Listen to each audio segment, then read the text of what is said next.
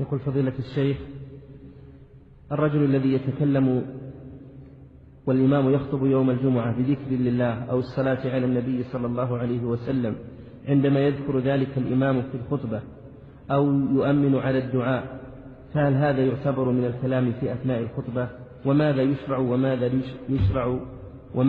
وما لا يشرع للمأموم أثناء الخطبة؟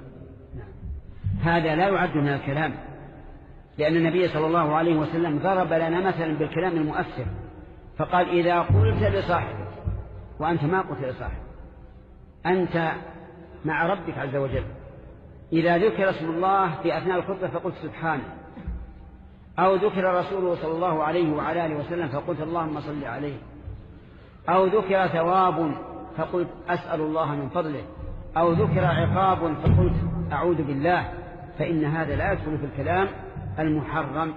ولكن هل يسن للإنسان أن يقوله أو لا؟ أرى أنه لا بأس أن يقوله، وهذا مما يدعو إلى حضور قلبه مع الإمام، بخلاف ما إذا غفل، ولكن بشرط أن لا يشوش على من حوله.